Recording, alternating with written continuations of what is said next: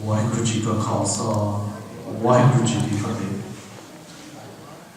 ਮੈਂ ਧੰਨਵਾਦੀ ਹਾਂ Canadian Sikh study and teaching centre ਜਿਨ੍ਹਾਂ ਨੇ ਮੈਨੂੰ ਕੱਲ੍ਹ ਇਹਨਾਂ ਦੀ ਇੰਟਰਨੈਸ਼ਨਲ ਕਾਨਫਰੰਸ ਦੇ ਵਿੱਚ ਬੋਲਣ ਦਾ ਮੌਕਾ ਦਿੱਤਾ। ਇਸ ਤੋਂ ਪਹਿਲੇ ਤੁਸੀਂ ਸ਼ਾਇਦ ਪੜ੍ਹਿਆ ਹੋਵੇ 2012 ਦੇ ਵਿੱਚ ਸਟਾਕਟਨ ਗੁਰਦੁਆਰਾ ਕੈਲੀਫੋਰਨੀਆ ਵਿਖੇ ਉਹ 100 ਸਾਲ ਪੂਰੇ ਹੋਏ ਅਤੇ ਅਸੀਂ ਉਹ 100 ਸਾਲਾ ਸ਼ਤਾਬਦੀ ਜਿਹੜੀ ਹੈ ਮਨਾਈ ਅਤੇ ਉਸ ਦੇ ਸੰਬੰਧ ਦੇ ਵਿੱਚ ਬਹੁਤ ਸਾਰੇ ਪ੍ਰੋਗਰਾਮ ਰੱਖੇ ਸਨ, ਜਿਸ ਨਾਲ ਕਿ ਉਪਰਾਲਾ ਇਹ ਕੀਤਾ ਗਿਆ ਸੀ ਕਿ ਇਹ ਜੋ ਇਤਿਹਾਸ ਹੈ ਇਹ ਸਿਰਫ ਸਾਡਾ ਨਹੀਂ, ਇਹ ਅਮਰੀਕਾ ਅਤੇ ਕੈਨੇਡਾ ਦਾ ਵੀ ਸਾਹਿਤ ਅਤੇ ਇਤਿਹਾਸ ਹੈ। ਅਤੇ ਜਦੋਂ ਤੱਕ ਅਸੀਂ ਇਸ ਨੂੰ ਪਛਾਣਾਂਗੇ ਨਹੀਂ ਅਤੇ ਉਦੋਂ ਤੱਕ ਇਹ ਵੀ ਇਹਨੂੰ ਪਛਾਣ ਨਹੀਂ ਸਕਣਗੇ। ਸੋ ਅੱਜ ਜੋ ਤਕਾਜ਼ਾ ਇਹ ਹੈ ਕਿ ਅਮਰੀਕਾ ਅਤੇ ਕੈਨੇਡਾ ਦੀਆਂ ਜਿੰਨੀਆਂ ਯੂਨੀਵਰਸਿਟੀਜ਼ ਨੇ ਉਹਨਾਂ ਦੇ ਵਿੱਚ ਬਹੁਤ ਦਿਲਚਸਪੀ ਹੈ ਇਸ ਇਤਿਹਾਸ ਨੂੰ ਖੋਜਣ ਦੀ। ਅਤੇ ਹੁੰਦਾ ਕੀ ਹੈ ਕਿ ਜਦੋਂ ਖੋਜ ਕਰਨ ਵਾਲੇ ਉਹਨਾਂ ਨੂੰ ਕੁਝ ਰਿਸੋਰਸ ਜਿਹੜੇ ਹੈ ਨਹੀਂ ਮਿਲਦੇ ਤਾਂ ਉਹ ਜੋ ਕੁਝ ਮਿਲਦਾ ਹੈ ਉਹਦੇ ਆਧਾਰ 'ਤੇ ਆਪਣੀ ਜਿਹੜੀ ਉਹ ਖੋਜ ਹੈ ਉਸ ਨੂੰ ਆਧਾਰਿਤ ਕਰ ਦਿੰਦੇ ਨੇ ਅਤੇ ਉਹਦੇ ਵਿੱਚ ਕਈ ਫਿਰ ਫਰਕ ਪੈ ਜਾਂਦੇ ਨੇ ਅਤੇ ਉਸ ਤੋਂ ਬਾਅਦ ਅਸੀਂ ਜਾਗਦੇ ਹਾਂ ਅਤੇ ਅਸੀਂ ਥੋੜ੍ਹਾ ਜਿਹਾ ਫਿਰ ਬੜੀ ਚਿੰਤਾ ਵੀ ਪ੍ਰਗਟ ਕਰਦੇ ਹਾਂ ਅਤੇ ਖੇਦੀ ਵੀ ਕਰਦੇ ਹਾਂ। ਪਰ ਜਿੱਥੇ ਸਾਡਾ ਰੋਲ ਹੋਣਾ ਚਾਹੀਦਾ ਉੱਥੇ ਨਹੀਂ ਹੁੰਦਾ ਕਿ ਜਦੋਂ ਇਹ ਖੋਜ ਦੇ ਲਈ ਜਿਹੜੇ ਰਿਸੋਰਸਿਸ ਹੈ ਜਿਹੜੇ ਸਾਡੇ ਕੋਲ ਨੇ ਅਸੀਂ ਜਦੋਂ ਮੁਹੱਈਆ ਨਹੀਂ ਕਰਾਉਂਦੇ ਉਹਨਾਂ ਨੂੰ ਅਤੇ ਉਹ ਉਸ ਤੋਂ ਬਾਅਦ ਦੇ ਵਿੱਚ ਫਿਰ ਸਾਡੇ ਕੋਲ ਸਮਾਂ ਜਿਹੜਾ ਹੈ ਲੱਗ ਜਾਂਦਾ ਹੈ ਅਤੇ ਸਾਨੂੰ ਉਸ ਤੋਂ ਤਿੱਗਣੀ ਚੌਗਣੀ ਮਿਹਨਤ ਕਰਨੀ ਪੈਂਦੀ ਹੈ ਇਹ ਦੱਸਣ ਲਈ ਇਹ ਗੱਲ ਸਹੀ ਨਹੀਂ, ਇਹ ਗੱਲ ਇਹ ਸੀ। ਸੋ ਉਸ ਤਰ੍ਹਾਂ ਮੈਨੂੰ ਮੌਕਾ ਮਿਲਿਆ ਹੈ ਗੁਰੂ ਘਰ ਸਟਾਕਟਨ ਦੇ 100 ਸਾਲ ਦਾ ਜੋ ਉੱਥੇ ਮੇਨਟੇਨ ਕੀਤਾ ਰਿਕਾਰਡ, ਉਹ ਰਿਕਾਰਡ 100 ਸਾਲਾਂ ਤੋਂ ਇਸੇ ਤਰ੍ਹਾਂ ਪਿਆ ਸੀ ਅਤੇ ਉਹਦੇ ਵਿੱਚ ਕਿਸੇ ਨੇ ਉਹਦੇ ਵਿੱਚੋਂ ਖੋਜ ਕਰਕੇ ਕੁਛ ਕੱਢਣ ਦੀ ਕੋਸ਼ਿਸ਼ ਨਹੀਂ ਕੀਤੀ ਸੀ। ਅਤੇ ਜਦੋਂ ਉਸ ਨੂੰ ਕੁਛ ਟਾਈਮ ਲਾ ਕੇ ਦੇਖਿਆ ਗਿਆ ਅਤੇ ਬੜੇ ਖੁਲਾਸੇ ਹੋਏ ਔਰ ਬੜਾ ਅਚੰਭਾ ਵੀ ਹੋਇਆ ਕਿ ਉਹ ਬਜ਼ੁਰਗ ਜਿਹੜੇ ਸਾਡੇ ਪਿਛਲੇ 100 ਸਾਲ ਤੋਂ ਕਿੰਨੇ ਸੰਘਰਸ਼ ਕਰਦੇ ਆਏ ਨੇ ਅਤੇ ਉਹਨਾਂ ਦੀਆਂ ਜਿਹੜੀਆਂ ਮਿਹਨਤ ਅਤੇ ਉਹਨਾਂ ਦੀਆਂ ਕਮਾਈਆਂ ਹਰ ਖੇਤਰ ਦੇ ਵਿੱਚ ਅਤੇ ਉਹਨਾਂ ਦਾ ਲੇਖਾ ਜੋਖਾ ਜਿਹੜਾ ਹੈ ਉਹ ਕਿੰਨਾ ਕਰਨਾ ਬਾਕੀ ਹੈ। ਸੋ ਇਸ ਉਪਰਾਲੇ ਨਾਲ ਅਸੀਂ ਪਹਿਲੇ ਤਾਂ ਅਮਰੀਕਾ ਦੇ ਵਿੱਚ ਜਿਨ੍ਹਾਂ ਨੇ ਵੀ ਇਸ ਖੋਜ 'ਤੇ ਕੰਮ ਕੀਤਾ ਅਤੇ ਅਸੀਂ ਉਹਨਾਂ ਦੇ ਨਾਲ ਸੰਬੰਧ ਪੈਦਾ ਕੀਤਾ, ਸੰਪਰਕ ਕੀਤਾ। ਜਿਵੇਂ ਪ੍ਰੋਫੈਸਰ ਬਰੂਸ ਲਾ ਬ੍ਰੈਕ ਜਿਹੜੇ ਸਟਾਕਟਨ ਯੂਨੀਵਰਸਿਟੀ ਆਫ ਪੈਸੀਫਿਕ ਦੇ ਵਿੱਚ ਪਿਛਲੇ 40 ਸਾਲ ਤੋਂ ਪੜ੍ਹਾ ਰਹੇ ਸਨ, ਉਹਨਾਂ ਨੇ ਇਸ ਖੋਜ ਕਰਨ ਲਈ ਇੰਡੀਆ ਵੀ ਗਏ, ਕੈਨੀਆ ਵੀ ਗਏ, ਇੰਗਲੈਂਡ ਵੀ ਗਏ ਅਤੇ ਉਹਨਾਂ ਨੇ ਜਿਹੜੀ ਪਹਿਲੀ ਕਿਤਾਬ 69-70 ਦੇ ਵਿੱਚ ਲਿਖੀ ਸਿਕਸ ਆਫ ਨਾਰਦਰਨ ਕੈਲੀਫੋਰਨੀਆ।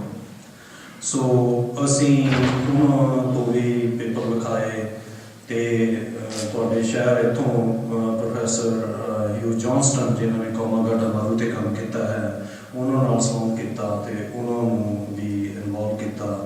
ਅਤੇ ਇੱਕ ਪ੍ਰੋਫੈਸਰ ਹੈਰਲਡ ਗੋਲਡ ਜਿਨ੍ਹਾਂ ਨੇ ਕਿਤਾਬ ਤੁਹਾਡੇ ਧਿਆਨ 'ਚ ਆਉਣੀ 6 ਸਵਾਮੀਜ਼ ਸਟੂਡੈਂਟਸ ਐਂਡ ਸਪਾਈਜ਼, ਜਿਹੜੀ ਕਿਤਾਬ ਉਹਨਾਂ ਨੇ ਹੈਰਲਡ ਗੋਲਡ ਨੇ ਉਹਨਾਂ ਨੇ ਲਿਖੀ ਤਾਂ ਉਹ ਜਿਹੜਾ ਸਿਟੀਜ਼ਨਸ਼ਿਪ ਦਾ ਮਸਲਾ ਇੱਥੇ ਅਤੇ ਕੈਨੇਡਾ ਦੇ ਵਿੱਚ ਜਿਸ ਤਰ੍ਹਾਂ ਵੀ ਸੰਘਰਸ਼ ਚੱਲਦਾ ਰਿਹਾ ਉਹਨਾਂ ਦੀ ਕਿਤਾਬ ਹੈ।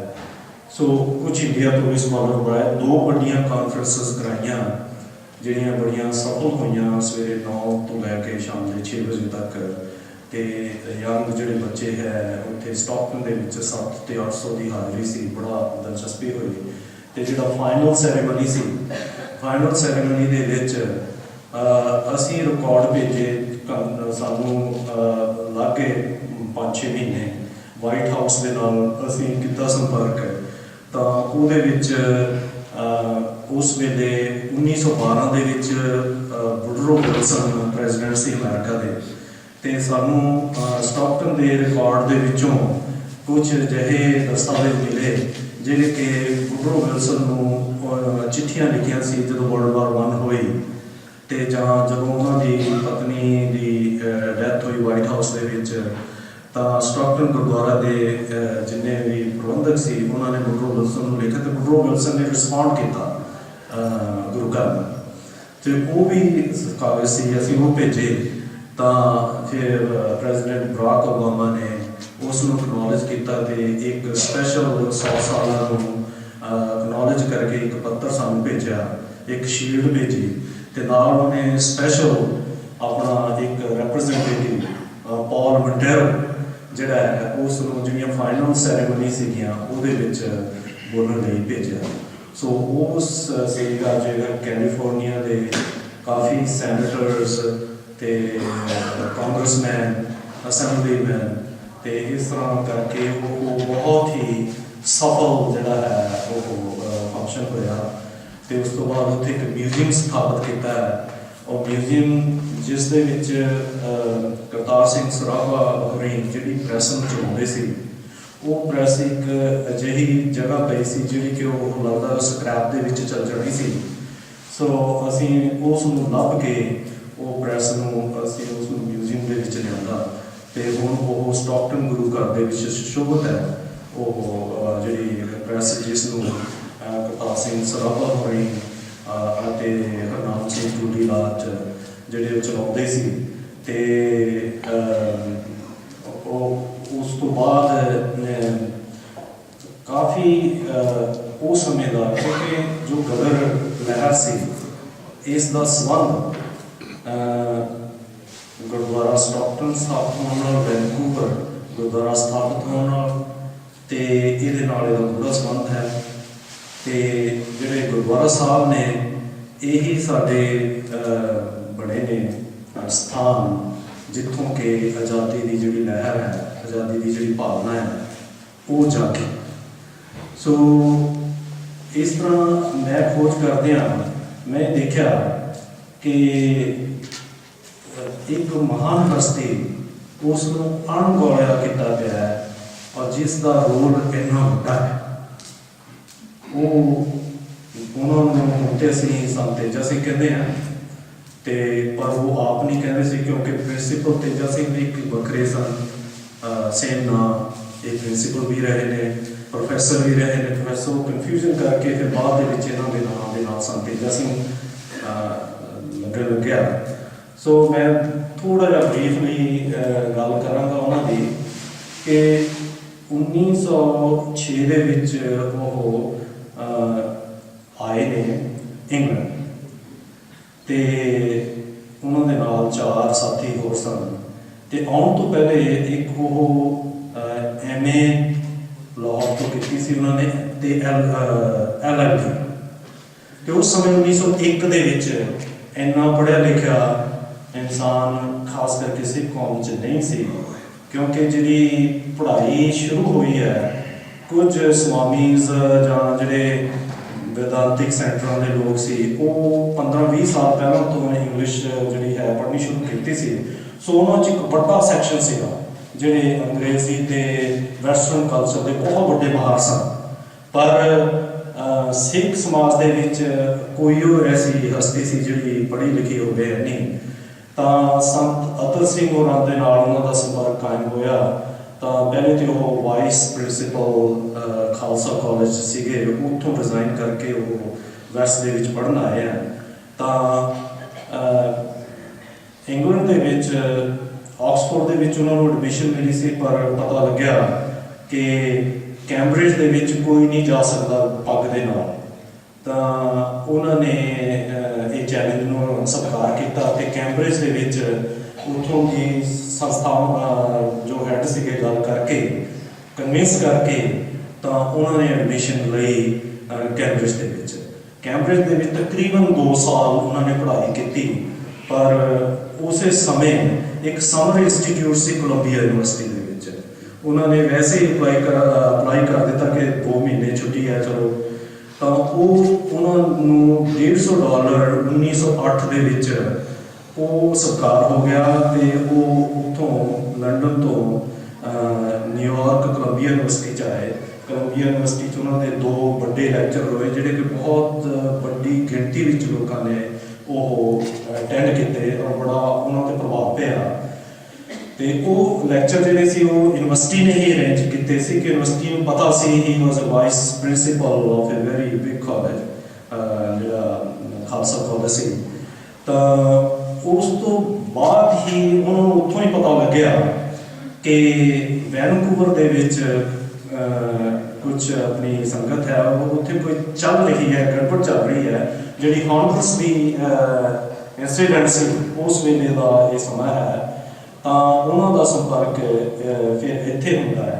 सो इत्थे फिर वो अपनी पढ़ाई भी भुल जाते हैं। वो जो कम्यूनिटी वर्क है वो इन्ना कम्यूनिटी वर्क के विच इनवॉल्व हो जाते हैं कि जिवें पता होएगा तुहानूं कि इत्थों का कैनेडा का सी कि भी इत्थे सारे जिहड़े आउंदे ने इमीग्रेंट खास करके इंडिया तो इन्हों हॉर्नबर्स आइलैंड डिवेलपमेंट की लोड़ आ उत्थे छड्डिया जाए, तो वो सारा कुछ फैसला हो चुका सी, पर उसनूं उन्होंने किस तरह रखवाया, ये एक बहुत ही वड्डी गल है कि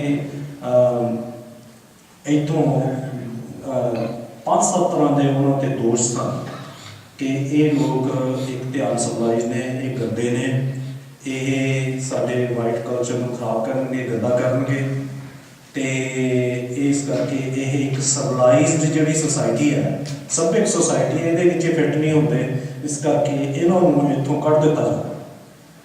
सो सन तेजा सिंह की अप्रोच जी सी वो पहला ये सी कि पहले लोगों को दस्या जाए असी है कि हाँ, कि इन्हों मिसइनफॉर्म किया जाता है, इन्होंने दुविधा पैदा की जा रही है, तो दस्या जाए। उन्होंने 2 बड़े लैक्चर 1908 के दसंबर के इत्थे रखे, जोड़े कि कई हज़ारों की गिनती गोरे गोरियां ने अटेंड किए। 2 घंटे उन्होंने जोड़े लैक्चर हैं उस वेले के वैनकूवर डेली ने कवर किए हैं, तो वर्ल्ड न्यूज़पेपर सारे न्यूज़पेपर ने कवर किए हैं, और वो जो उन्होंने गोरियां के रखी गल वो 90% गोरे जोड़े से तेजा सिंह नाल सहमत से, तो उन्होंने जोड़ा एटीट्यूड है एकदम बदल गया। तो जी हॉर्नबर्स की इंसीडेंट उन्होंने आप डिसाइड की कि अपनी सारी संगत के लिए कि साढ़े नहीं ये जाना उत्थे ठीक नहीं, तो असी इत्थे इसनूं फाइट करांगे।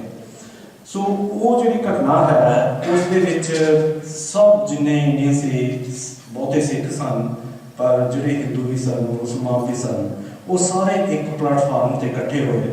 वो अजिहा इकट्ठ से कि जो ब्रिटिश जोड़ा अंपायर से उसनों इन्नी चिंता पै गई कि जो जूल इन द क्राउन, जिसनों इंडिया में जूल इन द क्राउन कहते हैं, कि जे लोगों की आपसी एकता होगी तो साढ़े उत्थे रहना एक हफ्ते लिए भी 1-2 दिनों लिए भी रहना औखा हो जाएगा। सो वो साडी अंपायर जी आधारित है लोगों के वंड ते, जे लोग वंडे ना असी रख सके तो साडी अंपायर जी है खत्म हो जाएगी। सो उस तो फिर तेजा सिंह होरां दे विचों ही उन्होंने जी ग्रेट गेम उस वेले जी कि उस तो पहले महाराजा दलीप सिंह होरां दे जिन्ना भी उन्होंने विद्रोह किया, असली गदरी पहले इन्हां गदरियां तो महाराजा दलीप सिंह गदरी ने जिहड़े कि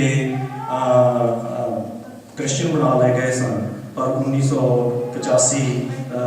1885 के वो बागी हो गए, तो बागी होके उन्होंने दुआरे अमृत छकिया, तो उन्होंने एक बहुत बड़ी चैलेंज की रशिया नाल गलबात करके, तो उस वेले एक ग्रेट गेम बनाई। वो ग्रेट गेम का हिस्सा इन्होंने सारे जिन्ने अंपायर से जिथे भी वो दुनिया के सारा इन्होंने जोड़े जर्नलिस्ट से कोई भी लिखारी, नॉवलिस्ट, म्यूजिशियन, जिन्हें भी हर तरह के लोगों को अप्लाई किया कि जिहड़ी है ये मिस इनफॉर्मेशन जिहड़ी असीं फैलाईए किसी ना किसी तरह। सो कहण दा शॉर्ट भाव ये है संत तेजा सिंह वो हस्ती ने जिहड़े कि सारी साडी दुविधा नूं बहुत चंगी तरह समझते सी ते उसदे योग अगवाई देण दे काबिल सन। उन्होंने जिवें कि संत अतर सिंह राणा ने उन्होंने दस्सिया सी तुसीं वैस्ट च जाना है तो एक तो दसना उन्होंने कि रिद्धि सिद्धियां च कुछ नहीं कहा। सो रिद्धि सिद्धियां उस वेले की सी ब्रिटिश सरकार ने इन्ने ज़्यादा स्वामी जिहड़े सीगे खास तरह के वो ट्रेन किए कि भी तुसीं वैस्ट दे विच लोकां दे विच अकल्ट जिहड़ी है कि तुसीं दूजिਆਂ ਦੇ माइंड ਨੂੰ किवें कंट्रोल करना है किवें काबू करना है। ये रिद्धियां सिद्धियां जिहड़ियां सी वो इंनियां फैला रहे सन ते संत तेजा सिंह उसके उल्ट मैसेज दे रहे सन। वो कहते सी भी ये जिहड़ा सारा भरम है ये कुछ नहीं पिया। सो उन्हां दा नाम लंडन का पहला गुरुद्वारा उत्थे एसोसीएटेड है। 2 गुरुद्वारा साहब इत्थे विक्टोरिया ते वैनकूवर दे विच उन्होंने उन्होंने संविधान लिखा। LLB सन कैम्ब्रिज पढ़े 2 साल तो इत्थे कोलंबिया लाया टाइम तो वो उन्होंने लिए एक जी उन्होंने समझ सी बाणी की सिख इतिहास की ते वैसटर्न कल्चर की वैसटर्न हिस्टरी की ते वो इन्नी पकड़ सी कि वो किसी भी पक्षों वो इस गलों जान नहीं सन। तो उन्होंने इस तो बाद जो देखा कि हॉन्डरस इंसीडेंट तो जो ब्रिटिश सरकार को मूँह दी खानी पई कि उन्होंने ड्रॉप करनी पई प्लान अंडर प्रैशर कि वैनकूवर गुरुद्वारे च मता पास कर दिता गया कि असीं गुरु की हाजरी च प्रण करते हैं कि असीं ये मुल्क छड्ड के नहीं जावांगे भावें कुछ हो जाए। सो वो प्रण के अगे सरकार को झुकना पिया वो झुक के वो प्लान ड्रॉप करनी पई। तो उस तो बाद उन्होंने एक स्ट्रैटजी बनाई कि ये जिहड़े संत तेजा सिंह होने ने इन्हों किसी न किसी रूप के इतों कढ़िया जाए जां की है तो जो भी तरीका है वो विचों ही बाहरों तो ये होर ज़्यादा पॉपुलर हो जाएंगे जो बाहरों इन्हों पर प्रैशर पाया जाएगा। सो अंदरों ही प्रैशर पाया जाए। सो उन्होंने इस समय तक वैनकूवर के विच योग अगवाई देंदे हुए जी लैंड एंड माइनिंग कंपनी खोली तो जी एक हार्बर आइलैंड से 250 एकड़ जमीन जोड़ा पहला खालसा क्रेडिट यूनियन जी हुण है वो उस वे उन्होंने ख्याल से कि ये फंड करेगी। सो उन्होंने इस कैनेडा की सरकार को ये दस दिता भी असी तुहाडे सिस्टम ते ना दा बोझ है किसी तरह बल्कि इस दे आर्थिक जोड़ा ढांचा है इस दे विच असी बड़ा योगदान पा रहे हैं। सो वो जदों विचों ही एक विरोध पैदा किया गया तो वो विरोध की सी कि भी ये जोड़े इन्ने समय दे विच आके इन्होंने इन्नी जमीन लै ली है इन्होंने एक वधिया गुरुद्वारा बना लिया है तो ये पब्लिकली भी बोलते हैं तो इस पर कुछ करना पेगा। सो वो कहने का मतलब है कि एक गोल्ड माइनिंग कंपनी से संत तेजा सिंह के बड़े श्रद्धालु से कोई क्राफोर्ड तो वो जी गोल्ड माइनिंग कंपनी के शेयर वो इतने अपनी सोसाइटी ने खरीदे। सो कहने का भाव असी अपने भविख के लिए इन्ने ज़्यादा तकड़े हो चुके थे तो उस सारी गेम पिछे मोड़न के लिए सो वो विचों विरोध पैदा किया गया। तो वो संत सुभाष से उन्होंने सारी जिंदगी के कुछ नहीं बनाया अपने परिवार को भी उन्होंने इन्नी अच्छी तरह नहीं वो सिर्फ सेवा के ही लगे रहे तो वो अपना इतों चले गए तो इंग्लैंड चले गए। उस तो बाद फिर आके वो अपनी जो पढ़ाई करने गए वापस कैम्ब्रिज यूनिवर्सिटी के विच तो उन्होंने उत्थे ब्रिटिश सरकार ने ब्लैकलिस्ट कर लिया तो उत्थे वो एक समैसटर रहा से कैम्ब्रिज का बाकी 2 साल उन्होंने पूरे से तो उन्होंने आग्ञा नहीं दी गई कि तुसीं ये अपनी डिग्री पूरी करो। तो फिर कोलंबिया गए कोलंबिया भी ना कर दी गई। फिर हार्वर्ड यूनिवर्सिटी गए तो हार्वर्ड यूनिवर्सिटी के उन्होंने एक्सैप्ट कर लिया। उसका कारण की सी ਕਿ ਹਾਰਵਰਡ ਯੂਨੀਵਰਸਿਟੀ ਦੇ ਵਿੱਚ ਜਿਹੜਾ ਚੇਅਰਮੈਨ ਸੀ ਇੰਗਲਿਸ਼ ਡਿਪਾਰਟਮੈਂਟ ਦਾ ਪ੍ਰੋਫੈਸਰ ਪੈਰੀ, ਉਹ ਇੱਕ ਬੜਾ ਭਲਾ ਆਦਮੀ ਸੀ, ਉਹਦੇ 'ਚ ਕੋਈ ਰੇਸਿਸਟ ਫੀਲਿੰਗ ਨਹੀਂ ਸੀ, ਉਹ ਬੜਾ ਐਡਵਾਂਸ ਸੀ ਥਿੰਕਿੰਗ 'ਚ, ਤੇ ਉਸਨੇ ਇਸ ਨੂੰ ਐਕਸੈਪਟ ਕੀਤਾ। ਤੇ ਜੇ ਉੱਤੇ ਪ੍ਰੈਸ਼ਰ ਪਿਆ ਵੀ ਹੋਏਗਾ ਵੀ ਇਹਨੂੰ ਐਡਮਿਸ਼ਨ ਨਹੀਂ ਲੈਣੀ, ਤਾਂ ਉਸਨੇ ਉਹ, ਕਿਉਂਕਿ ਉਹ ਇੱਕ ਅਮਰੀਕਾ ਦੇ ਜਿਹੜੇ ਇੰਟਲੈਕਚੁਅਲ ਸੀ, ਉਹਨਾਂ 3 ਜਾਂ 4 ਇੰਟਲੈਕਚੁਅਲਸ 'ਚ ਉਹਦਾ ਨਾਮ ਸੀ ਪ੍ਰੋਫੈਸਰ ਪੈਰੀ ਦਾ। ਉਹ ਅਟਲਾਂਟਿਕ ਜਰਨਲ ਦੇ ਐਡੀਟਰ ਸੀ, ਤੇ ਪ੍ਰੈਜ਼ੀਡੈਂਟ ਜਿਹੜੇ ਵੁਡਰੋ ਵਿਲਸਨ ਬਣੇ ਨੇ, ਉਹਨਾਂ ਦੇ ਖਾਸ ਦੋਸਤ ਇਕੱਠੇ ਉਹਨਾਂ ਨੇ ਪ੍ਰਿੰਸਟਨ ਯੂਨੀਵਰਸਿਟੀ 'ਚ ਪੜ੍ਹਾਇਆ। ਤੇ ਉਹ ਉੱਥੇ ਸੰਤ ਤੇਜਾ ਸਿੰਘ ਹੋਰਾਂ ਨੇ ਆਪਣੀ MA ਦੀ ਹਾਰਵਰਡ ਯੂਨੀਵਰਸਿਟੀ 'ਚੋਂ ਡਿਗਰੀ ਪੂਰੀ ਕੀਤੀ। ਤਾਂ ਉੱਥੇ ਉਹਨਾਂ ਨੂੰ ਇੱਕ ਮੁਸੀਬਤ ਆਈ। ਮੁਸੀਬਤ ਇਹ ਆਈ ਕਿ ਉਹਨਾਂ ਕੋਲ ਪੈਸੇ ਖਤਮ ਹੋ ਗਏ, ਤੇ ਉਹ ਆਪਣਾ ਡਿਗਰੀ ਉਹਨਾਂ ਦੀ ਰੋਕ ਲਈ ਗਈ, ਉਹ ਆਪਣੇ ਪੂਰਾ ਨਹੀਂ ਕਰ ਸਕਦੇ ਸੀ। ਤੇ ਪ੍ਰੋਫੈਸਰ ਪੈਰੀ ਨੂੰ ਜਦੋਂ ਪਤਾ ਲੱਗਿਆ ਕਿ ਉਹ ਆ ਨਹੀਂ ਰਿਹਾ ਕਿੰਨੇ ਦਿਨਾਂ ਤੋਂ, ਤਾਂ ਪ੍ਰੋਫੈਸਰ ਪੈਰੀ ਉਹਨਾਂ ਦੇ ਘਰੇ ਚੱਲ ਕੇ ਆਏ, ਤੇ ਉਹਨਾਂ ਨੂੰ ਲੋੜੀਂਦਾ ਜੋ ਪੈਸਾ ਚਾਹੀਦਾ ਸੀ ਉਹ ਦਿੱਤਾ, ਤੇ ਉਹ ਕਰਕੇ ਉਹ ਡਿਗਰੀ ਉੱਥੋਂ ਲਈ ਉਹਨਾਂ ਨੇ। ਸੋ ਉਹ ਇੱਕ ਜਿਹੜੀ ਪ੍ਰੋਫੈਸਰ ਪੈਰੀ ਦਾ ਜਿਹੜਾ ਪੂਰਾ ਕਾਂਡ ਹੈ, ਇਹ ਜਦੋਂ ਸਟਾਕਟਨ ਗੁਰਦੁਆਰੇ ਦਾ ਰਿਕਾਰਡ ਮੈਂ ਦੇਖੇ ਕਿ ਪ੍ਰੈਜ਼ੀਡੈਂਟ ਵੁਡਰੋ ਵਿਲਸਨ ਨੂੰ ਇੰਨੀਆਂ ਚਿੱਠੀਆਂ ਕਿਉਂ ਨੇ, ਤਾਂ ਉਹਦਾ ਫਿਰ ਸਬੰਧ ਲੱਗਿਆ ਕਿ ਇਹ ਸੰਤ ਤੇਜਾ ਸਿੰਘ ਹੋਰਾਂ ਤੇ ਪੈਰੀ ਦਾ ਤੇ ਵੁਡਰੋ ਵਿਲਸਨ ਦਾ ਜਿਹੜਾ ਸਬੰਧ ਹੈ, ਕਿਉਂਕਿ ਵੁਡਰੋ ਵਿਲਸਨ ਪ੍ਰੈਜ਼ੀਡੈਂਟ ਬਣਿਆ 1912 ਦੇ ਵਿੱਚ, ਇਹ ਗੱਲ ਹੈ 1911 ਦੀ। ਸੋ ਕਹਿਣ ਦਾ ਮਤਲਬ ਇਹ ਜਿਹੜਾ ਸਾਰਾ ਇਹ ਸਾਡਾ ਇਤਿਹਾਸ ਹੈ, ਇਹ ਸਾਡਾ ਇਕੱਲਾ ਨਹੀਂ ਹੈ, ਇਹ ਅਮਰੀਕਾ ਦਾ ਵੀ ਇਤਿਹਾਸ ਹੈ। ਪਰ ਇਹ ਜਿਤਾਉਣਾ ਕਿਵੇਂ ਹੈ, ਇਹ ਅਸੀਂ ਹੀ ਇਹ ਜਿਤਾਵਾਂਗੇ, ਸਾਰੀ ਖੋਜ ਕਰਕੇ ਚੱਲਾਂ। ਤਾਂ ਉਸ ਤੋਂ ਬਾਅਦ ਜਿਹੜੀ ਗਦਰ ਲਹਿਰ ਹੈ, ਉਹ ਇੱਕ ਬਹੁਤ ਵੱਡਾ ਚੈਪਟਰ ਹੈ ਕਿ ਕਿਵੇਂ ਬਾਅਦ ਦੇ ਵਿੱਚ ਕਾਮਾਗਾਟਾਮਾਰੂ ਤੇ ਜਿਹੜੀ ਸੈਨ ਫਰਾਂਸਿਸਕੋ ਤੋਂ ਗਦਰ ਲਹਿਰ ਉੱਠੀ ਹੈ, ਇਹ ਇਸ ਦਾ ਜਿਹੜਾ ਪਿਛੋਕੜ ਹੈ, ਉਹ ਪਿਛੋਕੜ ਬਹੁਤ ਕਹਿ ਸਕਦੇ ਆ ਕ੍ਰਾਂਤੀਕਾਰੀ ਹੈ।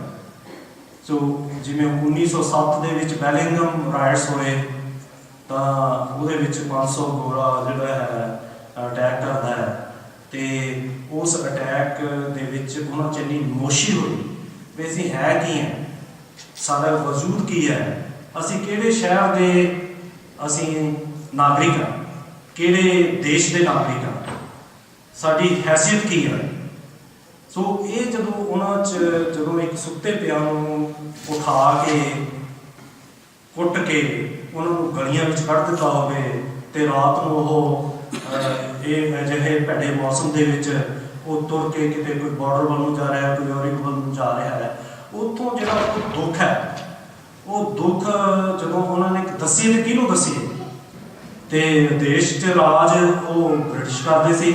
ਜਦੋਂ ਬ੍ਰਿਟਿਸ਼ ਨੂੰ ਦੱਸਿਆ ਵੀ ਅਸੀਂ ਤੁਹਾਡੇ ਸ਼ਹਿਰੀ ਹਾਂ, ਤੁਸੀਂ ਸਾਡੇ ਦੇਸ਼ 'ਤੇ ਰਾਜ ਕਰਦੇ ਹੋ, ਤੇ ਸਾਡੇ ਨਾਲ ਆਹ ਹੋਇਆ, ਕੁਝ ਕਰੋ, ਤੇ ਉਹਨਾਂ ਨੇ ਪੱਲਾ ਝਾੜ ਦਿੱਤਾ ਕਿ ਅਸੀਂ ਕੁਝ ਨਹੀਂ ਕਰ ਸਕਦੇ। ਤੇ ਫਿਰ ਉਸ ਵੇਲੇ ਕਾਂਗਰਸ 1907 ਦਾ ਜਿਹੜਾ ਇੰਡੀਅਨ ਨੈਸ਼ਨਲ ਕਾਂਗਰਸ ਦਾ ਸੈਸ਼ਨ ਸੀਗਾ, ਉਹਦੇ ਵਿੱਚ ਬੇਨਤੀ ਭੇਜੀ ਇੱਥੋਂ ਸਾਰੇ ਸਿੱਖਾਂ ਨੇ ਇਕੱਠੇ ਹੋ ਕੇ ਕਿ ਸਾਡੇ ਨਾਲ ਬੈਲਿੰਗਮ ਦੇ ਵਿੱਚ ਇਹ ਹੋਇਆ, ਤੇ ਇਸ ਘਟਨਾ ਨੂੰ ਤੁਸੀਂ ਘੱਟੋ ਘੱਟ ਕੰਡੈਮ ਕਰੋ ਵੀ ਇਹ ਗਲਤ ਹੈ। ਤਾਂ ਜਿਹੜਾ ਇੰਡੀਅਨ ਨੈਸ਼ਨਲ ਕਾਂਗਰਸ ਦਾ ਸੈਸ਼ਨ ਸੀਗਾ 1907 ਦਾ, ਉਹਦੇ ਵਿੱਚ ਇਹਨਾਂ ਦੀ ਬੇਨਤੀ ਰਿਜੈਕਟ ਕਰ ਦਿੱਤੀ ਗਈ।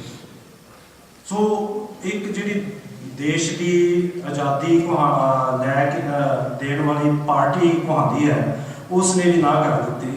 ਤਾਂ ਫਿਰ ਇਹਨਾਂ 'ਚ ਜਿਹੜੀ ਬਗਾਨਗੀ ਹੈ, ਬਗਾਨਗੀ ਦੀ ਭਾਵਨਾ ਇੰਨੀ ਸੀ ਕਿ ਉਸ ਤੋਂ ਬਾਅਦ ਫਿਰ ਜਿਹੜੇ ਗੁਰਦੁਆਰੇ ਇੱਥੇ ਸਥਾਪਿਤ ਹੋਏ ਆ, ਉਹ ਗੁਰਦੁਆਰਾ ਸਾਹਿਬ ਹੀ ਇੱਕ ਇਹਨਾਂ ਦੀ ਆਸ ਦੀ ਇੱਕ ਕਿਰਨ ਬਣੇ, ਤੇ ਇੱਥੇ ਇਹ ਜੁੜੇ।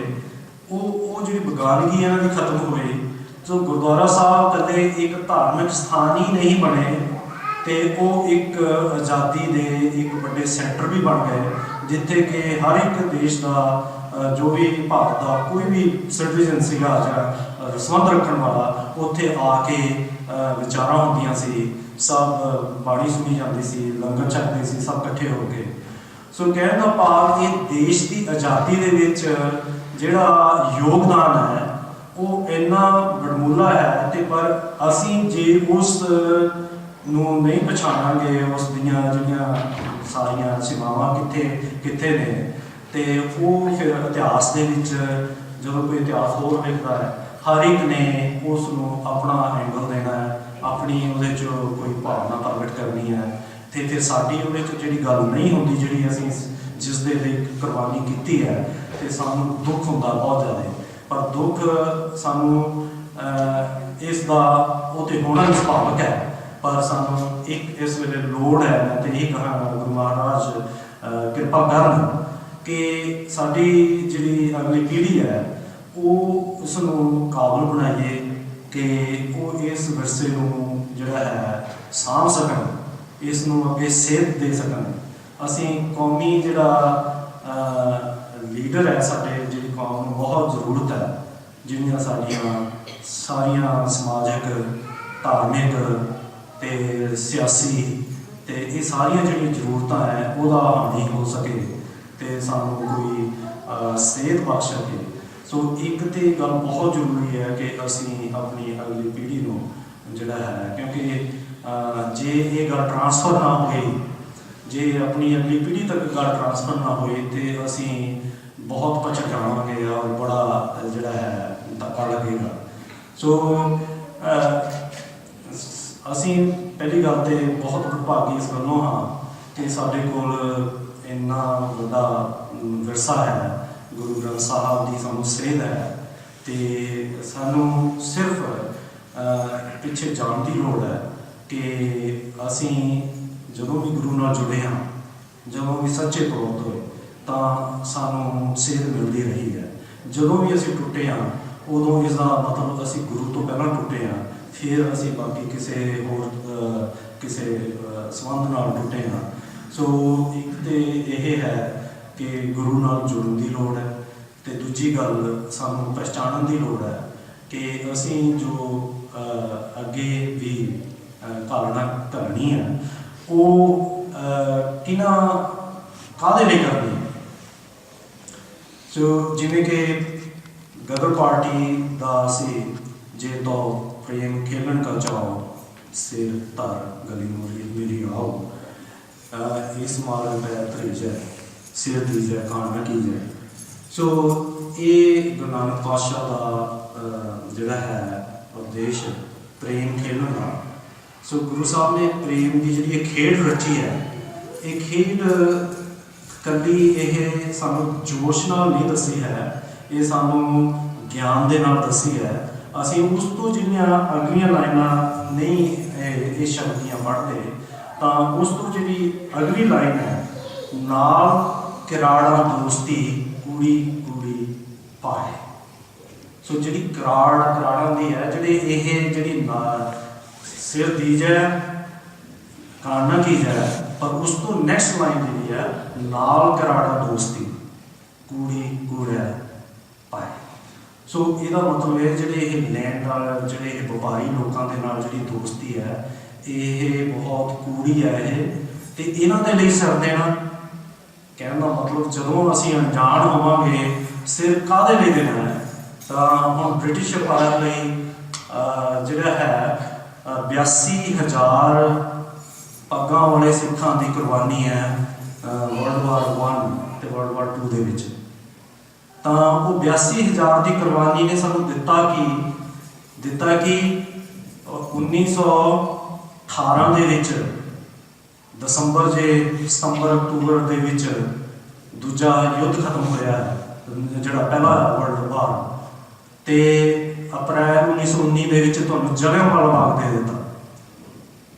ਸੋ ਕਹਿਣ ਦਾ ਮਤਲਬ ਵੀ ਇੰਨੀ 82,000 ਜਿਹੜੀਆਂ ਕੁਰਬਾਨੀਆਂ ਨੇ, ਉਹ 82,000 ਟੋਟਲ ਇੰਡੀਅਨਸ ਦੀਆਂ ਹੋਈਆਂ ਸੀ। ਵਰਲਡ ਵਾਰ 1 ਦੇ ਵਿੱਚ ਬਹੁਤ ਵੱਡਾ ਸੈਕਸ਼ਨ, ਤਕਰੀਬਨ 50 ਤੇ 60,000 ਦੇ ਵਿੱਚ ਇਕੱਲਾ ਉਹ ਵਰਲਡ ਵਾਰ 1 ਦੇ ਵਿੱਚ ਸੀ। ਬਹੁਤ ਵੱਡੀ ਸਿੱਖ ਸੰਗਤ ਸੀ ਜਿਹੜੀ ਪਾਰਟੀਸਪੇਟ। ਪਰ ਕਹਿਣ ਦਾ ਮਤਲਬ ਕਿ ਜਿਹੜਾ ਜਲਿਆਂਵਾਲਾ ਬਾਗ ਹੈ ਉਹ ਸਾਨੂੰ ਇਸ ਦਾ ਮਿਲਿਆ ਹੈ, ਕਿਉਂਕਿ ਉਹ ਕੁਰਬਾਨੀਆਂ ਜਿਹੜੀਆਂ ਨੇ ਅਸੀਂ ਕਿਸ ਦੇ ਲਈ ਦਿੱਤੀਆਂ।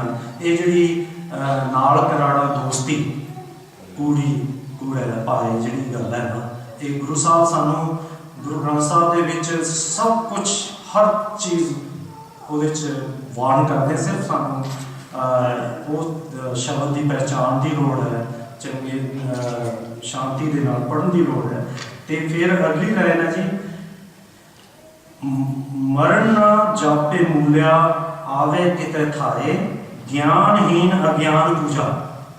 ਗਿਆਨਹੀਨ ਬਿਨਾਂ ਗਿਆਨ ਤੋਂ, ਅਗਿਆਨ ਪੂਜਾ, ਜਦੋਂ ਗਿਆਨ ਤੋਂ ਬਿਨਾਂ ਅਗਿਆਨ ਦੀ ਪੂਜਾ ਕਰਦੇ ਹਾਂ ਅਸੀਂ। ਗਿਆਨਹੀਨ ਅਗਿਆਨ ਪੂਜਾ, ਅੰਧ ਵਰਤਾਰਾ ਭਾਉ ਦੂਜਾ। ਇਹ ਸਾਰਾ ਅੰਧ ਵਰਤਾਰਾ ਹੈ, ਭੰਬਲ ਭੂਸੇ ਦੇ ਵਿੱਚ ਜਿਵੇਂ ਪੈਂਦੇ ਹਾਂ ਅਸੀਂ। ਅੰਧ ਵਰਤਾਰਾ ਭਾਉ ਦੂਜਾ, ਗੁਰ ਬਿਨ ਗਿਆਨ ਧਰਮ ਬਿਨ ਧਿਆਨ। ਗੁਰ ਬਿਨ ਗਿਆਨ ਧਰਮ ਬਿਨ ਧਿਆਨ, ਸੱਚ ਬਿਨ ਸਾਖੀ ਮੂਲੋਂ ਨਾ ਬਾਕੀ। ਸੱਚ ਬਿਨ ਸਾਖੀ ਮੁੱਲ ਨਾ ਬਾਕੀ, ਮਾਣ ਕੱਲੇ ਉੱਠੀ ਚੱਲੇ, ਸਾਧ ਨਹੀਂ ਇਵੇਂ ਹੀ ਗਵੇ। ਸੋ ਇਹ ਗੁਰੂ ਸਾਹਿਬ ਬਾਣੀ ਦੇ ਵਿੱਚ ਸਾਨੂੰ ਬਹੁਤ ਸੇਧ ਦਿੰਦੇ ਨੇ। ਸੋ ਸਾਨੂੰ ਇਹੀ ਹੈ, ਪਹਿਲੀ ਗੱਲ ਤੇ ਸਤਿਕਾਰ ਦੀ ਲੋੜ ਹੈ।